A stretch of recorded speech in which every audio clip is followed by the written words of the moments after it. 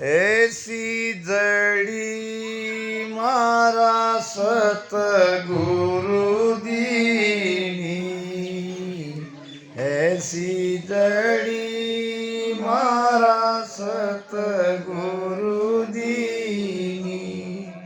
तन मन अर्प अंतर मलिनी, तन मन अर्प अंतर मलिनी।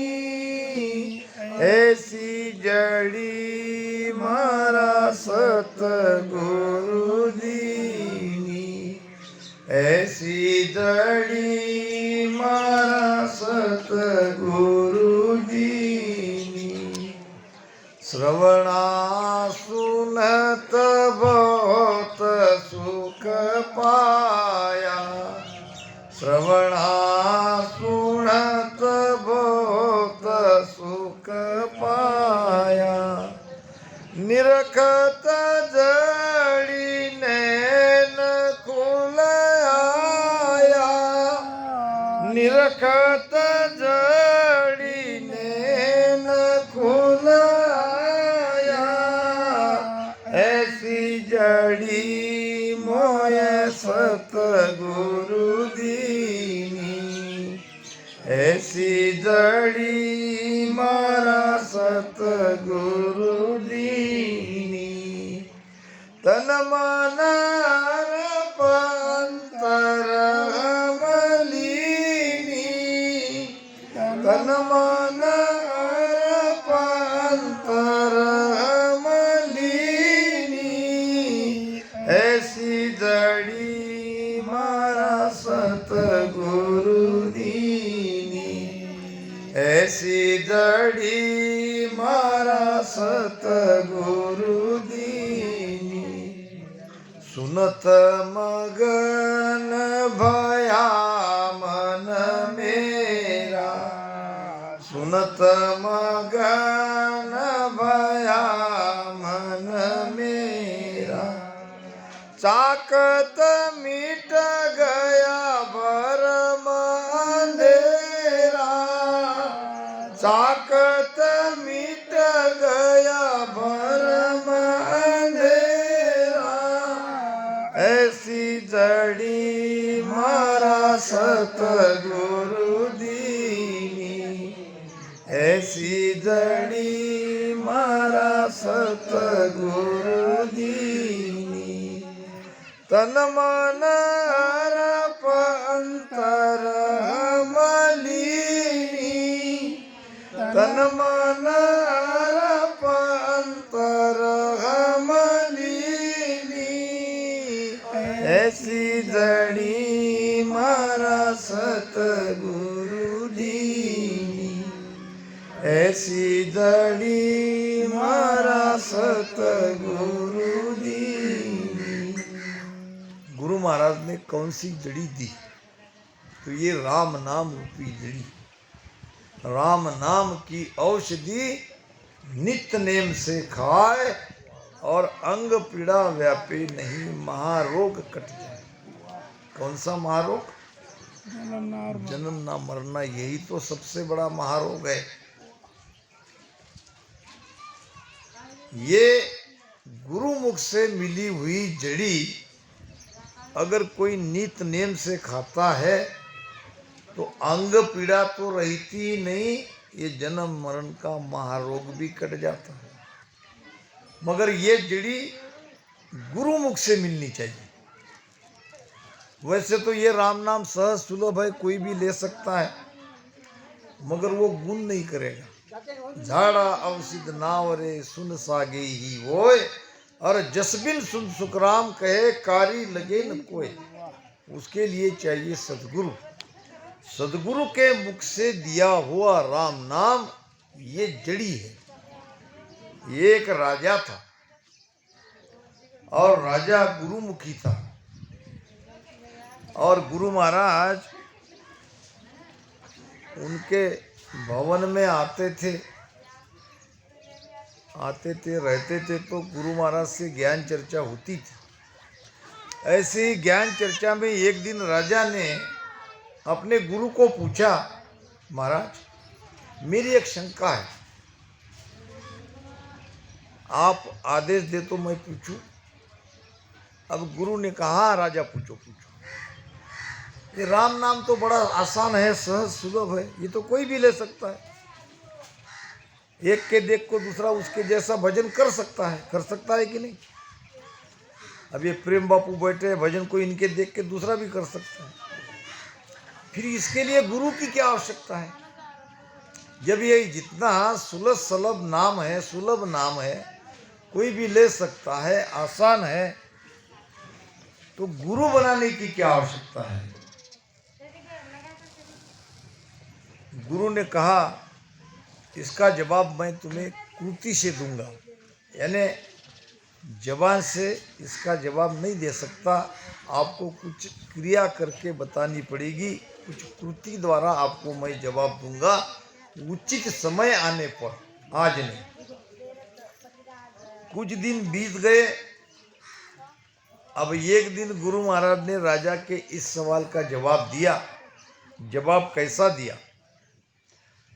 राजा आए बाहर से, अपने गुरु महाराज आए अपने आश्रम से राजा के दरबार में, और पहरे करीब बीच बीच में थे, बाहर के गेट के, अंदर के गेट के, भीतर के गेट के, ऐसे रहते हैं राजा के दरबार में।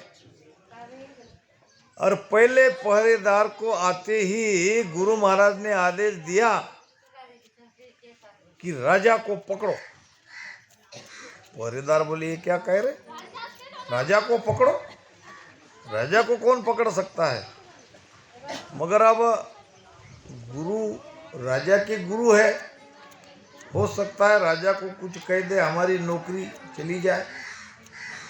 तो नीचे मस्तक झुका के खड़े रहे, हाथ जोड़ के नम्रता से। गुरु महाराज और उन्हें जोर से डांट कर कहने लगे, सुना नहीं तुमने, मैंने तुम्हें क्या आदेश दिया है? राजा को पकड़ो। अब बेचारे क्या करते, आगे गया, आगे भी थे, उनको कहा, इधर आओ सब, मैं तुम्हें सबको आदेश दे रहा हूँ, राजा के पकड़ के मेरे पास लाओ। अब इतने में ये सब पूरे महल में राजा के ये वार्ता चारों तरफ फैल गई कि गुरु महाराज सिपाही को राजा को पकड़ने का आदेश दे रहे हैं। इतने में सेनापति आया, हाथ जोड़ के गुरु महाराज के सामने। सेनापति को कहा गुरु महाराज ने, सेनापति राजा को पकड़ो, मैं तुम्हें आदेश देता हूँ। सेनापति ने बड़ी नम्रता से कहा, महाराज आपकी हर बात का आदेश हम ज्यों की त्यों मान सकते हैं, मगर ये जो आपने आदेश दिया है, हम राजा को कैसे पकड़ सकते हैं? हम तो राजा के नौकर हैं। आप ये आदेश वापस ले लो, दूसरा कोई आदेश दो, हम मानने को तैयार हैं। गुरु ने कहा, नहीं नहीं नहीं, मुझे मेरा यही आदेश है, और ये कि सबके लिए राजा को पकड़ो। अब इतनी देर से राजा ये सारी बाहर की बातचीत सुन रहा था, अब कितना सुनेगा? राजा के भीतर का क्षत्रिय जाग गया, यानी भीतर से क्रोध आ गया। राजा उठा और पकड़ा, बोला, ये पकड़ो इस साधु को। ये कई शब्द राजा ने बोला। अब काय का गुरु कह दिया, साधु को पकड़ो। राजा का आदेश आते ही चारों तरफ से सिपाही आके पकड़ने लगे। संत ने कहा, अरे भाई छोड़ो छोड़ो छोड़ो, मुझे तो राजा के उस प्रश्न का जवाब देना था, मुझे सचमुच में थोड़ी राजा को पकड़वाना था। राजन, आपने मुझे पूछा था कि राम नाम सहज सुलभ है, इसके लिए गुरु की क्या आवश्यकता है, तो आप समझ गए क्या आवश्यकता है। पकड़ने का आदेश मैंने भी दिया, सबको दिया, किसी ने आपको नहीं पकड़ा, और आपने केवल एक ही बार कहा कि इस साधु को पकड़ो, तो चारों तरफ से सिपाही ने मुझे घेर लिया। इसका मतलब क्या हुआ? आपकी आज्ञा का पालन हुआ और मेरी आज्ञा का पालन नहीं हुआ, क्या इसका कारण बता सकते हो? राजा ने कहा, मैं राजा हूं, आप संत हो, और ये सब राजा के नौकर है, राजा के आदेश का ही पालन करते हैं। और मेरे अंदर वो पावर है, तुम्हारे अंदर पावर नहीं है। बस यही तो बात है। गुरु के अंदर पावर रहता है। गुरु जब हमें नामदान देते हैं, जो गुरु जब हमें राम नाम रटन करने का भेद बताते हैं, आदेश बताते हैं, तो उनका पावर भी आपको देते हैं। ये पावर सारा खेल करता है। आप ये भूल में नहीं रहता कि हम राम राम रटन कर रहे हैं और हमारे भीतर शब्द जगह है। उसी समय गुरु अपना पूरा पावर आपको देते हैं। तो ऐसी जड़ी मारा सतगुरु दीनी, मेरे गुरुदेव ने मुझे ऐसी जड़ी दी। अब वो जड़ी को कैसे लेना है? तन मन अर्प, तन मन समर्पित होके गुरु से वो जड़ी लेनी है, वो दवाई लेनी है। तन मन अर्प गुराजी ना दीजे, तन मन अर्प गुराजी ना दीजे। आठो पोर अज्ञा माई रीजे, आठो पोर अज्ञा माई रीजे। पतिव्रत खंड कबो नहीं कीजे, पतिव्रत खंड कबो नहीं कीजे।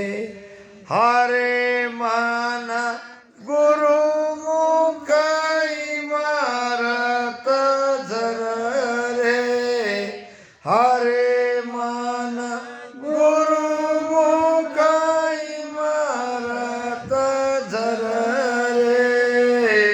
फूटरिया मन रे तू तो हर बद पार उतर रे, तारो अवसर कारज सर रे।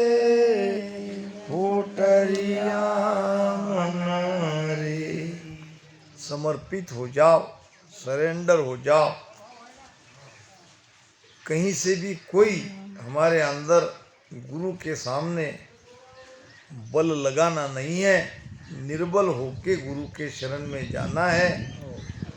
जब तन मन हम समर्पित करेंगे तो हम स्वतः ही निर्बल हो जाएंगे। हमारे अंदर बल क्या है? ये तन का मन का ही तो बल है, ये अहम तो बल है।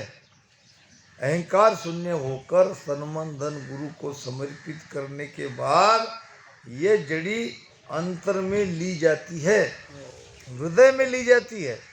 हृदय में धारण करना पड़ता है ये नाम। श्रवणा सुनत बहुत सुख पाया। अब गुरु मुख से राम राम मिल गया, सांसों सांस में रटन करने लगे।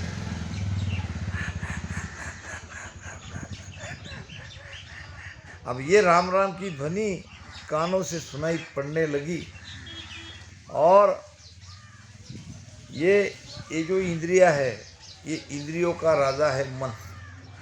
जब इंद्रियों को यानी कान को ये नाम सुनाई देता है तो बड़ा सुख आता है। पहली बार याद करो जब गुरु मुख से आपने राम नाम लिया और वो राम नाम को रटन किया, तो राम नाम को जब आप कान से सुनते हो तो कितना आनंद आया।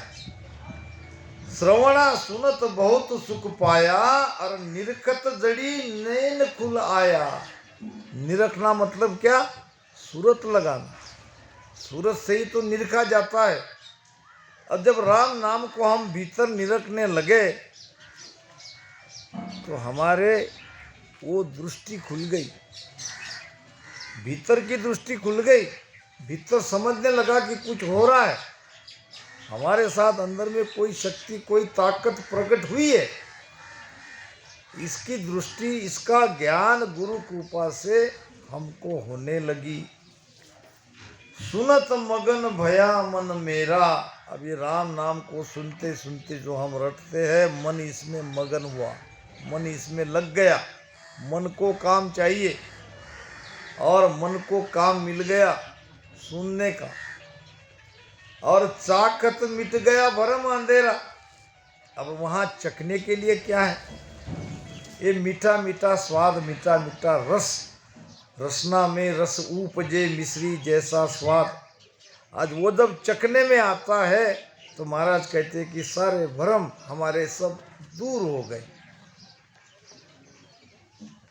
पीवत जड़ी हिरदा में होगी, पीवत जड़ी हिरदा में होगी, चलत लहर ना भी जाय पूगी, चलत लहर ना भी जाय पूगी, ऐसी जड़ी मारा सतगुरु दीनी, ऐसी जड़ी मारा सतगुरु दीनी, तन मन हरप अंतर हम लीनी, तन मन हरप अंतर हम लीनी, ऐसी जड़ी मारा सतगुरु दीनी। पीवत जड़ी, जब ये सांसों सांस में राम नाम का सुमिरन कर रहे हैं तो ये जड़ी को हम अंदर ले रहे हैं, ये दवाई हम अंदर पी रहे हैं। ध्यान रखो, ये जो हम राम राम रटन करते हैं ये केवल औपचारिकता नहीं होनी चाहिए, देखा देखती भक्ति का नहीं चढ़े रंग, ये देखा देखी भक्ति नहीं है, इसमें पूरा समर्पण करना पड़ता है और सब तरफ से मन को हटा के मन को भजन में लगाना पड़ता है। एक भगत था और उसकी आदत थी रोज सुबह 3 बजे उठना और राम राम करना, जैसा कि हमारे लगभग सभी रामसनिक करते हैं। ध्यान रखना इस बात को। अब वो नियम बना लिया था कि सुबह 3 बजे उठना और भजन करना, 3 बजे उठना भजन करना। अब एक दिन उसकी नींद खुली ही नहीं, होता है कभी कभी। अब एक दिन नींद नहीं खुली, 3 बजे उठा नहीं, उठा तो 6 बजे, और 6 बजे उठ के रोने लगा। किसके लिए रोया? आज भजन नहीं हुआ, और बेचैन होने लगा और रोने लगा, तड़पने लगा। अब क्या करे क्या नहीं। अब हो सकता है उसको 6 बजे के बाद भजन करने का समय ना रहा उसके पास, या ऐसा भी हो सकता है कि उसको उसी समय भजन करना था ब्रह्म मुहूर्त में। नहीं तो कोई आप कह सकते भाई रोने की क्या आवश्यकता है, अभी भजन पे बैठ जाते, उसका कोई नियम होगा। तो रोने लगा रोने लगा रोने लगा, और रात हुई, रात होके सो गया। सोने के बाद किसी ने उसको जगाया, आवाज हुई, अरे भाई 3 बज गए उठ। उसने देखा इसने आवाज कहाँ से आ रही है, कौन है जो मुझे भजन में उठा रहा है। बड़ा अच्छा लगा उसको कि जो नियम था वो नियम के अनुसार वो 3 बजे उठ रहा है, मगर किसी ने मुझे उठाया है, ये मुझ पर उपकार किसने किया। तो उसने कहा भाई तुम कौन हो जो मुझे 3 बजे आके उठा रहे हो। उसने कहा मैं पाप हूँ। क्या कहा? पाप? क्या पाप भी इतना अच्छा काम करता है?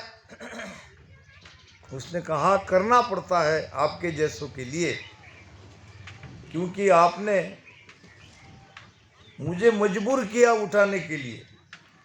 क्यों भाई, मैंने ऐसा क्या किया? जानते नहीं हो, उस दिन तुम्हारी नींद खुली नहीं।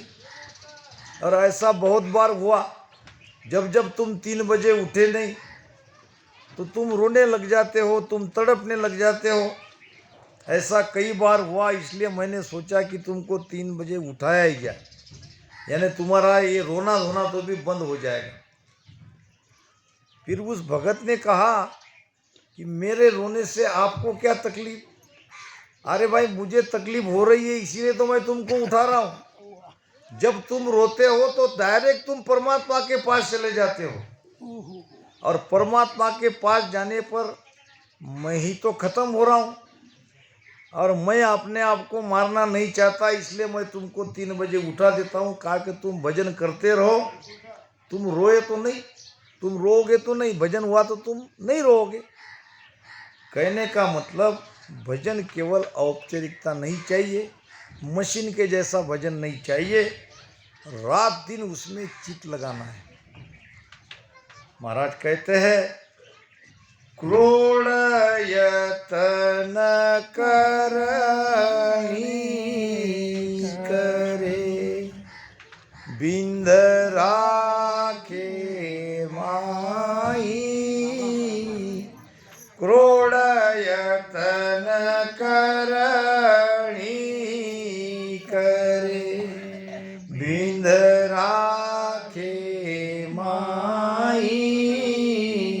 के सुख देव तोई नाम की, चितवन समनाई। के सुख देव तोई नाम की, चितवन समनाई। एक घड़ी आधी घड़ी, हर को ध्यान धरे रे। वासर भर जिग जोगत, को नाई करे रे। एक घड़ी आधी घड़ी। भजन करना एक बात है, भजन का चिंतन करना दूसरी बात है। चिंतन में भी लाभ है, और विरह प्रेम के साथ जो भजन होता है, उस भजन को क्या कहे, वो तो डायरेक्ट उसके ऊपर परमात्मा की मेहर हो गई है। भजन में जिसकी आंखों में पानी आता है, जिसका मन भजन में लग जाता है, जो प्रेम से भजन करता है, मान लो कि परमात्मा की नज़र उसके तरफ पड़ गई, परमात्मा ने आपकी तरफ देख लिया, आपको कभी भी वो बुला सकते हैं। और जो भजन में विरह नहीं है, प्रेम नहीं है, मान लो कि कर्म का और भी बहुत ज़्यादा भारी बोझ है, उसके लिए भी घबराने की आवश्यकता नहीं। करते रहो, करते रहो, होगा। तो क्रोड़ यतन करनी करे, बिंद राखे माई। बिंद कहते हैं वीर्य को। एक नहीं, करोड़ प्रकार के उपाय करे, वीर्य का एक थेम भी बाहर नहीं निकले तो भी क्या होगा। महाराज कहते हैं, के सुखदेव तोई नाम के, चितवन सब नहीं। इतना बड़ा सब कुछ करने के बाद केवल नाम की चितवन के बराबर ही नहीं है। चितवन किसे कहते हैं? चितवन कहते हैं चित्त में नाम को याद रखना। चित्त याद रखता है, मन सोचता है, बुद्धि निर्णय करती है, अहंकार क्रिया करवाता है। ये भजन को चित्त से बाहर मत निकलने दो, रात दिन चित्त में वही बात रहनी चाहिए। एक कोई गाय चराने वाला आदमी था, भोला भाला सीधा, और नदी के तट पर एक पेड़ के नीचे गाय को पानी पिला के छाया में बैठा दिया और स्वयं भी बैठ गया। रास्ते से एक संत महात्मा आए और संत महात्मा को देख के उठ के खड़ा हो गया और उसके चरण स्पर्श किए और पेड़ के छांव में उनको बिठाया। और छांव में बैठने के बाद संत को बड़ा अच्छा लगा और इसका भाव देखकर वो प्रसन्न हो गए। साधु भूखा भाव का, साधु को आपका भाव ही चाहिए। धन का भूखा ना है, और जो धन का भूखा फिरे सो तो साधु ना। भाव चाहिए, भाव को बढ़ाओ। भक्ति में भी भाव चाहिए। देखो, भाव कम ज्यादा होने पे कैसा परिवर्तन होता है, इसका एक दृष्टांत देता हूं मैं। भाव यानी क्या? जितने अंदर आपके भाव है, वस्तु का भाव रहता है। सोने का भाव 50,000 रुपये तोला है और लोहे का भाव 50 रुपये किलो है। तो लोहे सब घर में क्विंटलों से है और सोना कुछ सीमित मात्रा में है, क्योंकि उसका भाव ज़्यादा है। वस्तु का जितना भाव ज़्यादा बढ़ेगा, उसकी उतनी कीमत बढ़ेगी। तो भक्ति में भाव चाहिए, भाव को बढ़ाओ। एक मूर्तिकार सोने की 2 मूर्ति बना के लाया। यही मैं आपको आपके भाव को पलटा देता हूँ, यहीं बैठे बैठे। केवल दृष्टांत को ध्यान रखो। एक मूर्तिकार ने सोने की 2 मूर्तियाँ लाई और आपके सामने रख दी यहाँ पे, और आपको कहा कि इसमें से एक मूर्ति आपको लेना है। तो चुनाव आपको करना है। एक मूर्ति है राम की, एक मूर्ति है रावण की। अगर कहा तो भाई कौन सी लोगे आप? राम की। रावण की नहीं लोगे। दोनों एक धातु की मूर्ति थी। मैंने पहले सोने की कहा, सोने की तो उसने बाद में किया। पहले एक धातु की 2 मूर्तियां बनाई, सामने रख दी और कहा कि भाई इसमें से एक मूर्ति उठाओ। एक राम की थी, रावण की दूसरी थी। और आप भी कह रहे हो कि भाई राम की लेंगे, कोई रावण की लेगा क्या? क्यों? कि आपका भाव नहीं है, आपका भाव राम में है, रावण पर नहीं। तो आप रावण की मूर्ति नहीं लोगे। अब आप 1 मिनट में रावण की मूर्ति ले लोगे मन से, समझना है। अब मान लो उसने सोने की मूर्ति बनाई और आपको कहा कि अब ये दोनों मूर्ति में से एक उठाओ या दोनों उठाओ, तो आप क्या करोगे? उठा लेंगे। अब दोनों उठा लेंगे। कोई है क्या सोने की रावण की मूर्ति छोड़ के जाने वाला? नहीं, वो रावण की है, हमारा उसमें भाव नहीं है। अब क्या हुआ? पहला जो भाव था वो खत्म हो गया, अब नया भाव आया। अब आप रावण राम नहीं देख रहे हो, आप सोना देख रहे हो, कितने तोले का है, फ्री में मिल रहा है। हमको क्या करना है? रावण की राम की, उससे अब आकार से कोई लेना देना नहीं है। धातु की थी तब आपके अंदर भाव था, सोने की थी तो आपका भाव परिवर्तन हो गया। तो बंदी मुट्ठी लाख की खुलिया कोड़ी मोल, और भाव खचा सुखराम कहे सब नर फूटा ढोल। भक्ति में भाव नहीं है, संतों के प्रति भाव नहीं है, तो ये फूटा ढोल की तरह बजेगा, भक्ति बढ़ेगी नहीं। भाव चाहिए।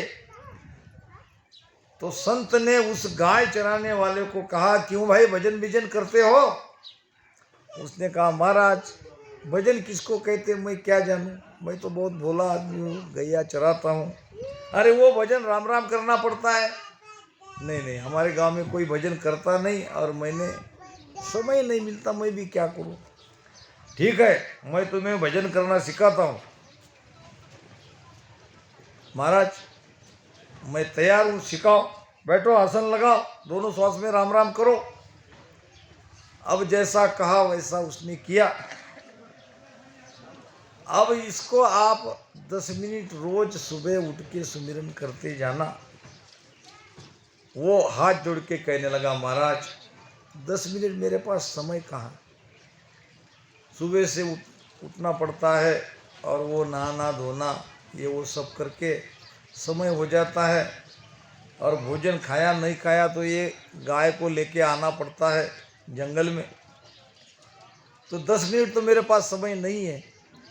ठीक है 5 मिनट, हाँ 5 मिनट करूँगा, बिल्कुल हाँ मैं वचन देता हूँ जब तक मैं जीवित हूँ तब तक 5 मिनट भजन करूँगा। ऐसा गुरु महाराज को उसने वचन दे दिया, शब्द दे दिया। गुरु महाराज चले गए, शाम को सो गया, सुबह उठा। अब ऐसे काम करने वाले थोड़ा देर से ही उठते हैं, थक जाता था बेचारा। 6-7 बजे उठा तो उठते ही गुरु महाराज के शब्द को याद करने लगा कि गुरु महाराज ने कहा था कि 5 मिनट बैठ के राम राम करना। अब वो अपना काम जल्दी जल्दी निपटाने लगा और चित्त में यही राम नाम का चिंतन चल रहा था, भजन करना है, भजन करना है, भजन करना है। सुबह उठा, जल्दी जल्दी नहाया और भोजन बनने के पहले 5 मिनट भजन किया और 5 मिनट भजन के बाद उठ गया। अब ये उसका रोज का दैनिक कार्य हो गया। अब भजन तो करता वो 5 मिनट, मगर उठता तब से चित्त में वो भजन का चिंतन करता, भजन करना है, भजन करना है, भजन करता है। यानी चित्त से वो राम नाम निकलता ही नहीं था और करता था 5 मिनट और 3 घंटे तक उसका चिंतन करता था। ऐसे करते करते वो मर गया। मर जाने के बाद धर्मराय के पास में उसका खाता चेक किया। कहते हैं ना, खातो धर्मराय को सौंप्यो, हिसाब हुआ पिसतासी, मूल माय मिन का देह हारी, ब्याज माय दुख पासी। खाता उसका चेक किया और खाते में लिखा था ये तो बहुत अच्छा आदमी है, ये तो रोज 3 घंटे राम राम भजन करता था। ये ऐसा धर्मराज को कहा गया इसका खाता देख के। इसने कहा, भाई तुम किसी और का तो खाता नहीं देख रहे हो, मैं तो 5 मिनट मैं तो 5 ही मिनट करता था, तुम कह रहे हो 3 घंटा भजन करता है। 3 घंटा तो मैंने कभी किया ही नहीं। हाँ 5 मिनट मैं नियम से रोजाना भजन करता था, मेरे गुरु को मैंने वचन दिया था।